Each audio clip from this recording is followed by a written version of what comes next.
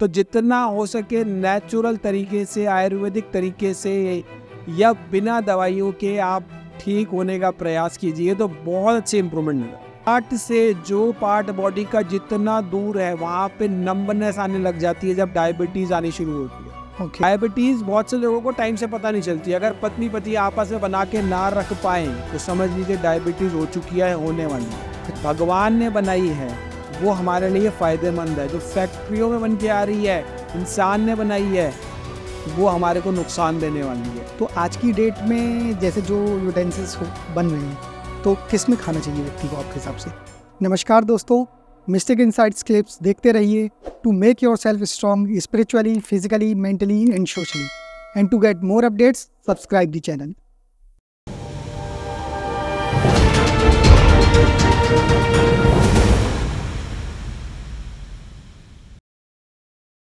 अच्छा सर, आपने जैसे भी शुगर के बारे में बताया, अब जैसे हम लोग शुगर और गुड़ में डिफरेंस बोलेंगे तो बहुत आसानी से कर लेंगे, क्या अच्छा क्या बुरा। लेकिन जब खराब चीज़ में थोड़ा बेहतर चूज़ करना हो तो वो थोड़ा मुश्किल पड़ता है। तो देखिए, नुकसानदायक तो ये है शुगर, लेकिन मैं फिर भी पूछना चाहूँगा, जैसे आजकल लोग बहुत सारा प्रोसेस्ड फूड खाते हैं, जंक फूड खाते हैं, बर्गर, पिज़्ज़ा, ये सब चीज़ें, और फिर ये शुगर हो गई, नमक हो गया, तो इनमें से सबसे ज़्यादा नुकसानदायक आप किसको मानते हो? दोनों जहर हैं। आप एक जहर आपको कम नुकसान दे रहा है, एक जहर जहर जल्दी तो मार दोनों रहा है, वो एक तो जहर हाँ। धीरे मार रहा है। जहर तो दोनों ही है। इनकी कैटेगराइजेशन अगर हम करेंगे, आपने पूछा कि सिगरेट जो है वो हमारे लंग्स के लिए सबसे ज़्यादा खतरनाक है और ऑर्गन्स के लिए तो यही है। प्रोसेस्ड फूड आप कह रहे हैं, प्रोसेस्ड फूड जो है वो सारे शरीर के लिए हमारा नुकसान देता है। सबसे ज़्यादा पेट को सबसे पहले नुकसान देगा, हमारे पेट में गड़बड़ करेगा। आयुर्वेद के अनुसार भी अगर देखें तो अगर पेट में प्रॉब्लम तो दुनिया भर की समस्या शुरू हो जाती है। तीसरा आपने कहा कि इसके अंदर नमक हो गया।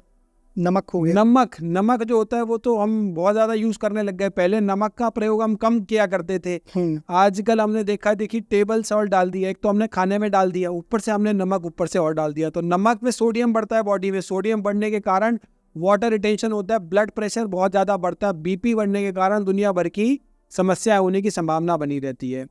तो ये सारी चीजें जो है ना पॉइजन है जी, ठीक है। लेकिन आज के ज़माने में इन सबको अवॉइड करना पूरे तरीके से अगर पॉसिबल नहीं भी है तो आपको इसको बहुत लिमिट करना चाहिए जी। जितना लिमिट हो सके आप उतना लिमिट कर दीजिए। डब्बाबंद चीज़ें आपको नहीं लेनी है। जो भी चीज़ भगवान ने बनाई है वो हमारे लिए फ़ायदेमंद है। जो फैक्ट्रियों में बन के आ रही है, इंसान ने बनाई है, वो हमारे को नुकसान देने वाली है। देखिए सर, जैसे इन चीज़ों को मतलब अगर क्रम से लगाया जाए, मतलब जैसे शुगर हो गया, नमक हो गया, कोल्ड ड्रिंक हो गई, प्रोसेस्ड फूड हो गया, तो अगर कोई व्यक्ति एक एक करके ये खराब चीज़ें बंद करना चाहे तो सबसे पहले आप किसको बोलेंगे, फिर किस चीज़ को बोलेंगे? मतलब एक उसको डिसेंडिंग ऑर्डर में बताइए। आप शुगर बंद करा दीजिए सबसे पहले। शुगर में आपका प्रोसेस्ड फूड भी बंद हो जाएगा, सब कुछ बंद हो गया ऑलमोस्ट आपका, क्योंकि आप जो भी खा रहे हो, जो भी आप पैकेट चीज़ें खा रहे हो, आपकी शुगर है ही है उसमें।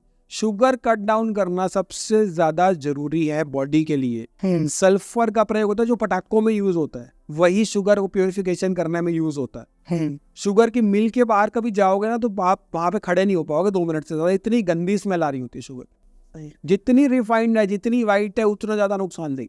वाइट पॉइजन है ये। अच्छा सर, लेकिन जैसे कि आयुर्वेद में हमेशा से मतलब बर्तनों पे बहुत इंपॉर्टेंस दी गई थी कि हम किस चीज़ में खा रहे हैं, मतलब क्या खा रहे हैं के साथ किस चीज़ में खा रहे हैं। जैसे कहीं बोले ब्रास में खाने का अलग है, सिल्वर, गोल्ड। तो आज की डेट में जैसे जो यूटेंसिल्स बन रहे हैं तो किस में खाना चाहिए व्यक्ति को आपके हिसाब से? देखिए, सबसे बढ़िया खाना जो होता है वो होता है अर्दन पॉट्स में, मिट्टी के बर्तन में खाना सबसे बढ़िया है। उसके अंदर जो है पोषक तत्व जो है वो सारे चले जाते हैं। हमें कैल्शियम की जरूरत है, आयरन की जरूरत है, वो सारी चीजें उसके साथ हमें मिल जाती हैं अगर हम उसका प्रयोग करते हैं तो जी। और उसका जो खाना बनता है ना, उसका टेस्ट भी बहुत अच्छा होता है, टेस्ट भी अलग ही होता है। अच्छा, अगर मिट्टी की हांडी दाल होती है तो उसका टेस्ट ही अलग मिलेगा। दही को अगर मिट्टी के बर्तन में जमाया जाता है तो वो डबल बेनिफिट करती है जी। तो सबसे बढ़िया तो हुआ। लेकिन बहुत से लोग कहेंगे कि इसमें टाइम, समय बहुत ज़्यादा लगता है, तो आयरन का भी यूज़ कर सकते हैं, उसका भी प्रयोग कर सकते हैं। लेकिन सबसे बढ़िया है कि मिट्टी के बर्तनों का जितना प्रयोग हो सके वो हम करें। एल्यूमिनियम के बर्तन आप कह रहे हैं, एल्यूमिनियम के बर्तन तो अगेन हमारे यहाँ पे कोई यूज़ नहीं करता था। Aluminium is a heavy metal. Aluminium कहाँ यूज़ होता है? प्लेन को बनाने में यूज़ होता है, क्योंकि वो बहुत हाई प्रेशर झेल जाता है। प्लेन को उड़ाने के लिए एयर का प्रेशर क्रॉस करने के लिए हैवी मेटल चाहिए, हैवी मेटल झेल जाता है वो जी। तो इस चक्कर में वहाँ पे एल्यूमिनियम का यूज़ होता है। लेकिन हमने क्या करा कि हमने उसको खाने पीने में ले आए। अंग्रेज जब आए थे तो वो क्रांतिकारी लोगों को जल्दी मारने के लिए उनको दाल चावल चाय ये सब जो थे वो एल्यूमिनियम के बर्तन में देते, क्योंकि एल्यूमिनियम शरीर में जाके इकट्ठा होता चला जाता। स्लो पॉइजन की तरह। स्लो पॉइजन है, बिल्कुल स्लो पॉइजन है। जो हम प्रेशर कुकर यूज कर रहे हैं वो स्लो पॉइजन है। अच्छा। प्रेशर कुकर एल्यूमिनियम वाला स्लो पॉइजन है।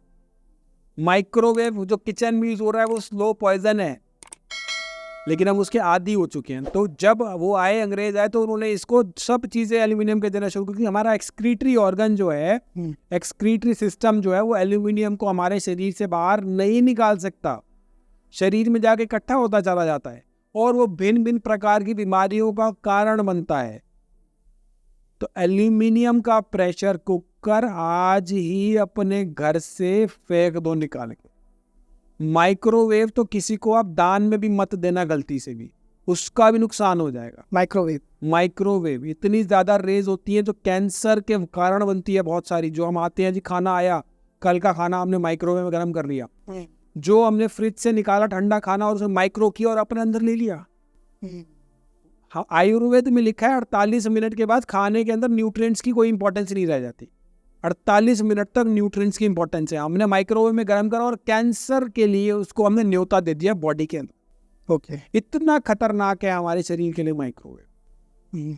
ये बहुत यूज होता है आज की डेट में, तो बहुत यूज हो रहा है, हम लोग उसके यूज टू हो चुके हैं, आदी हो चुके हैं। लेकिन इसके आप ये समझ लीजिए कि अगर शरीर ठीक है तभी आप ठीक है, तभी आप कुछ कर पाएंगे। आप अपना टाइम बचा के पैसे कमा रहे हो और वहाँ उस टाइम बचाने के लिए अपना शरीर ही खराब कर रहे हो। आप शरीर खराब होगा तो आप बाकी कैसे करोगे?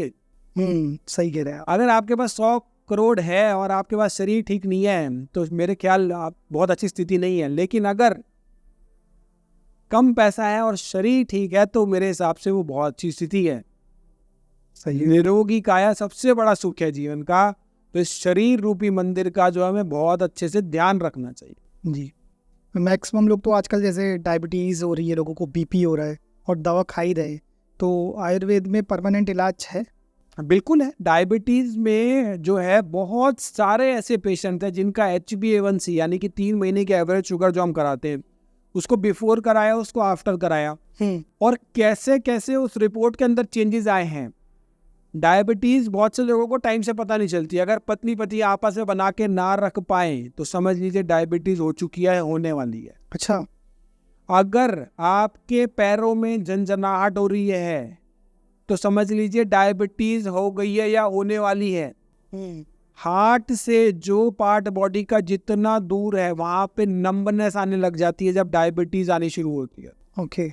और डायबिटीज़ आजकल इतनी कॉमन होती चली जा रही है कि हर दूसरे तीसरे बंदे को डायबिटीज़ होती चली जा रही है। सर इवन बच्चों में आजकल मिल रही है। जुवेनाइल डायबिटीज़ भी बड़ी कॉमन हो गई है। इंसुलिन का प्रयोग कर रहे हैं, छोटे छोटे बच्चे आते हैं वो इंसुलिन ले रहे हैं। तो ये एक बहुत भयावह स्थिति है कि हम किस तरफ जा रहे हैं, हमारा समाज किस तरफ जा रहा है।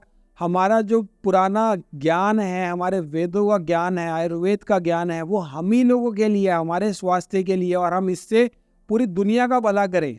सही। लेकिन हम तभी अपनाते हैं अपनी चीज को जब बाहर से कोई आके कहता है कि ये अच्छा है। Ayurveda is the best. जी। तो अभी तक सर कोई ऐसा है जिसको आपने क्योर किया हो डायबिटीज़ में? जी, बहुत से पेशेंट हैं जिनका डायबिटीज़ जो है वो इंसुलिन चल रहा था और वो हमारे यहाँ पे पंचकर्मा कराया, उन्होंने डाइट ली, मेडिसिन ली, योग किया, एक्यूप्रेशर किया, मेडिटेशन किया, सब चीज़ों को सिनर्जी। आयुर्वेद होलिस्टिक अप्रोच है, होलिस्टिक ट्रीटमेंट की तरह काम करता है। होलिस्टिकली जब हम देखते हैं तो डायबिटीज़, बीपी, किडनी की प्रॉब्लम, ये सब चीज़ों में बहुत अच्छे इंप्रूवमेंट नजर आते। ओके। अच्छा, आयुर्वेद में एक चीज़ को और टारगेट किया गया है कि आयुर्वेद हमेशा लोगों को, जैसे भी आपने डायबिटीज़ के लिए बताया कि क्या सिम्टम देखने को मिल जाते हैं शुरू में, ऐसे ही अलग अलग बीमारियों के लिए अलग अलग सिम्टम देखने को मिलते हैं। तो कुछ ऐसे सिम्टम्स बताइए ना कि मतलब अगर किसी को अपनी बॉडी में दिख रहा हो तो ये समझ जाए कहीं ना कहीं कुछ ना कुछ प्रॉब्लम है, तो मतलब हमको अब या तो दिखाना चाहिए या कंसल्ट करना चाहिए एक्सपर्ट से। कुछ ऐसे सिम्टम बताइए आयुर्वेद के अकॉर्डिंग। देखिए, होता क्या है, जैसे मान लीजिए किसी को किडनी की प्रॉब्लम है या होने वाली है तो उसके पैरों में सूजन आने लग जाती है, आई के नीचे पफिनेस हो जाती है, पेट में पानी भर जाता है, एसाइटिस हो जाता है, लीवर की प्रॉब्लम होती है तो खाना पीना जो है वो कम डाइजेस्ट होने लग जाता है। कई बार पेट की समस्या हमारे दिमाग से भी होती है, स्ट्रेस रिलेटेड भी होती है। अच्छा, स्ट्रेस ज़्यादा होता है तो IBS की समस्या भी उत्पन्न होने लग जाती है। तो स्ट्रेस को मैनेज करना आना चाहिए हमें, स्ट्रेस को कैसे मैनेज करना है वो बहुत ज़रूरी है। हाँ, इस तरह की छोटे छोटे सिम्टम्स हमारे बॉडी हमेशा देती है। ओके, अब बुखार होता है, बुखार हमारे शरीर के लिए बताता है हमारी बॉडी में कुछ गलत चल रहा है, कुछ इन्फेक्शन हो रहा है, उसको बॉडी को लड़ने के लिए बुखार का एक सिम्टम आता है। हम बुखार में क्या खाते हैं, दवाई खाते हैं, केमिकल वाली, बुखार को दबा देते हैं। हमने उल्टा कर दिया, बुखार हमारे शरीर को फायदा पहुंचा रहा था, हमने केमिकल वाली दवाई से उसे दबा दिया। लेकिन अगर तेज बुखार हो तो उसे दबाना है। लेकिन अगर बुखार कंट्रोल्ड है और आपको प्रोड्रोमल सिम्टम्स कहते हैं, जिसके एक दिन पहले बुखार होने वाला से एक दिन पहले कुछ सिम्टम्स आते हैं, जैसे बॉडी एक होगा, हमें पता चल जाता है ना कल शायद मुझे बुखार होने वाला है जी, उस समय अगर कोई भी बंदा लंघन कर ले, कोई भी पेशेंट लंघन कर ले, लंघन होता है खाली पेट रहना, अपने बल अनुसार आप कम खा लें या खाली पेट रहे तो बुखार नहीं आता। बुखार होने के बाद नहीं करना ये, अच्छा, बुखार से पहले कर। मतलब अगर ऐसा लग रहा है कि हम बीमार पड़ने वाले हैं या बुखार आने वाले हैं, समथिंग कुछ, बिल्कुल एग्जैक्टली, तो उसी दिन आप अगर लंघन कर लेंगे तो बुखार नहीं होगा। पिछले 10 सालों से मैंने बुखार की गोली लंघन करके बुखार को मात दी है। और अगर मैं आपको बात बताऊं तो जब मुझे पता चला था कि मुझे कोविड पॉजिटिव है, तब मैंने 3 दिन लंघन किया था। ओके, 3 दिन का लंघन किया था, ना मुझे कोई सिम्टम आया था और ना ही कोई अन्य प्रॉब्लम आई थी। जी, और 4 दिन के बाद मैंने अगला टेस्ट कराया था तो वो कोविड जो था वो मेरा नेगेटिव हो गया था। तो मैंने बताया ना, पहले विश्वास करना है फिर इस्तेमाल करना है। बिना दवाइयों के भी ठीक हो सकते हैं पेशेंट। हमारे दिमाग में प्रचलन क्या है, जो डॉक्टर 10 दवाइयाँ लिख दे बड़ा डॉक्टर है, जो 5 दवाइयाँ लिख दे छोटा डॉक्टर है, 2 दवाइयाँ और छोटा डॉक्टर, और जो बिना दवाइयों के ठीक कर दे वो तो बेवकूफ़ है, मूर्ख है। ये प्रचलन हो गया है हमारे यहाँ पे। जी, लेकिन हमें इसे समझना पड़ेगा, केमिकल की दवाइयाँ हमारे शरीर के लिए कोई फ़ायदा नहीं कर रही है, हमें नुकसान ही पहुँचा रही है। तो जितना हो सके नेचुरल तरीके से, आयुर्वेदिक तरीके से या बिना दवाइयों के आप ठीक होने का प्रयास कीजिए तो बहुत अच्छी इम्प्रूवमेंट नजर आए। ओके। हमारे देश में तो ये भी देखा गया है कि मतलब लोगों को सुबह उठ के चाय चाहिए या कॉफ़ी चाहिए। अब कुछ लोग का ये भी कहना है कि कॉफ़ी पियो तो लीवर के लिए बेटर है, लेकिन वो किडनी पे इफेक्ट करती है।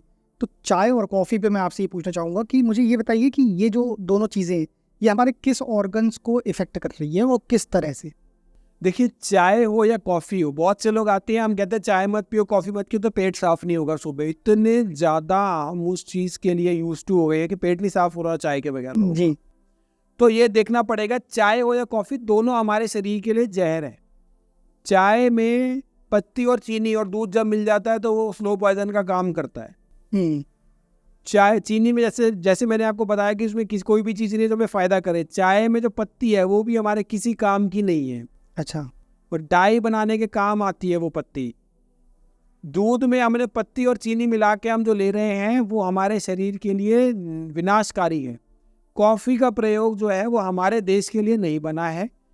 चाय कॉफ़ी जो है उन देशों के लिए अच्छी है जहाँ पे बहुत ज़्यादा ठंड पड़ती हो, जहाँ पे टेम्परेचर जो है -10 -20, ऐसे कई देश हैं जहाँ पे इस तरह का टेम्परेचर जाता है। कनाडा के कुछ पार्ट्स में, डेनमार्क में और भी कई यूरोपियन कंट्रीज में, वहाँ पे चाय कॉफ़ी इवन अल्कोहल भी बहुत ज़्यादा उनको लेना पड़ता है। लेकिन यहाँ पे जहाँ पे गर्मी है, 6 ऋतुएं हैं, 16 क्लाइमेटिक जोन्स हैं, जी, हमें चाय कॉफ़ी लेके अपने शरीर का नुकसान कर रहे हैं, विनाश कर रहे हैं। जी, इतनी ज़्यादा ठंड नहीं पड़ती कि हमें चाय कॉफ़ी की बहुत ज़्यादा ज़रूरत पड़े।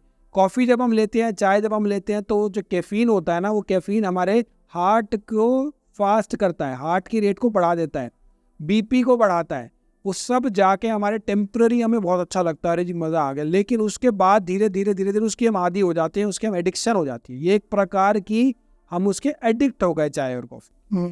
लेकिन हमारे शरीर के लिए कितना ज़्यादा नुकसान दे रही है, अगर ये समझ जाएंगे तो आप इसको पीना छोड़ देंगे। और अगर 10 दिन चाय छोड़ दी, 11वें दिन आप चाय नहीं पियोगे। कुत्ते को चाय पिलाओ, चाय नहीं पीता वो। दूध दोगे पी लेगा वो, चाय नहीं पिएगा। 10 दिन छोड़ दी तो 11वें दिन आप चाय नहीं पियोगे। आप चाय का पीने का मन नहीं करेगा, चाय ऐसे लगेगा जला रही है आप। लेकिन कई बार ये होता है ना कि आप सही कह रहे हैं, 11वें दिन मन नहीं करेगा, लेकिन कुछ दिन बाद फिर किसी ने पिला दी ज़बरदस्ती जैसे, फ्रेंड्स दोस्त कुछ ऐसे, फिर वो एक लत सी लग जाती है इसमें, पता नहीं कुछ ऐसा क्या रहता है, लगता फिर पियो पियो इस टाइप से चीज़ें। तो क्या कुछ ऐसा मतलब कहना चाहिए इसमें कुछ कंटेंट भी है क्या जो मतलब मेंटली इफेक्ट डालता हो चीज़ों पे? देखिए एडिक्शन है ये एक प्रकार की, ये किसी एक आपकी आप उसके आदी हो चुके हो, नशा है चाय का, आप रोज पी रहे हो उसको। लेकिन साथ साथ ये समझना पड़ेगा, अगर चाय की जगह आप गुनगुना पानी करके पियोगे ना, चाय की तरह पियोगे, सिप सिप करके घुट घुट करके पियोगे, तो एक तो वो चाय के नुकसान से बचेगा, दूसरा वो चाय की गंदगी को भी निकाले, तो डबल फायदा हो जाएगा। ओके, तो ये अगर हमने कर लिया तो काफी हद तक हमने शरीर को हमने सेव कर दिया। ओके। अच्छा, अब हम लोग थोड़ा सा किडनी की तरफ आते हैं, किडनी प्रॉब्लम्स पे।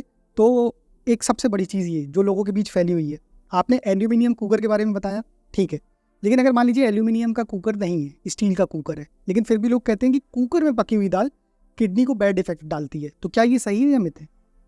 देखिए कुकर में पकी हुई दाल जो होती है उसके ऊपर अगर हम वो निकाल लें ना, उस ऊपर झाग जो आती है वो यूरिक एसिड बढ़ाती है, तो यूरिक एसिड बढ़ने के कारण हम जब वो दाल लेते हैं तो यूरिक एसिड बढ़ता है हमारा। जी।